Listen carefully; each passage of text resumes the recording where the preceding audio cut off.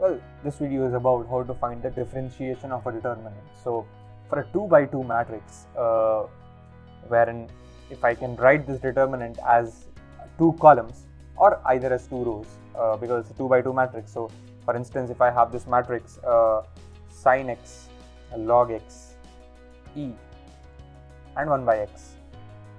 So I can treat it as 2 columns or I can treat it as 2 rows, doesn't matter. Either this or this. Then the formula for the differentiation will be this or this. So differentiate the first column, keep the second column as it is, plus differentiate the first, keep the first column as it is and differentiate the second column. Likewise, if you treat it as a determinant of 2 rows, then differentiate the first row, keep the second row as it is, plus keep the first row as it is and differentiate the second row. So if this is my example, how do I get the differentiation of this? So if you can see, if I treat it as 2 columns, then what I will do is differentiate the first column, which is sin x, differentiation is cos x, and this is 0, e is a constant, right? Log x, 1 by x as it is, plus I will differentiate, I'll keep the first column as it is, sin x, e. I'll differentiate the second column, which is 1 by x minus 1 by x square. So if I add these two, the answer that I will get is cos x plus sin x, 0 plus e, which is e, log x plus 1 by x, 1 by x minus 1 by x square.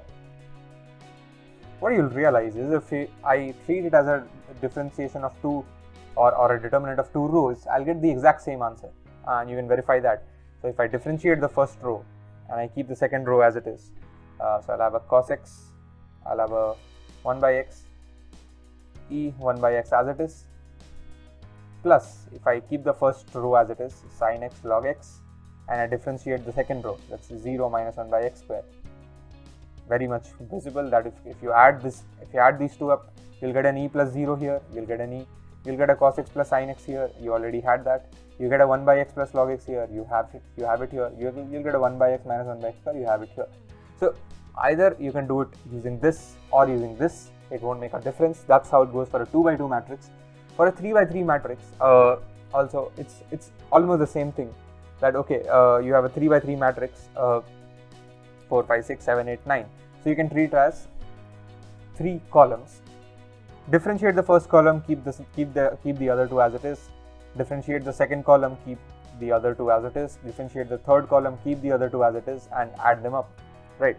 Or you can do it using the rows also. You'll have R1, R2, R3, right?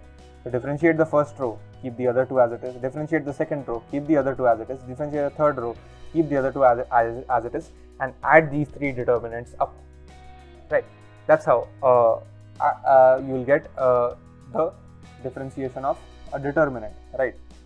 Remember, this is how you do it for the differentiation of a determinant, right? So you have a determinant here, that's why all of this is happening.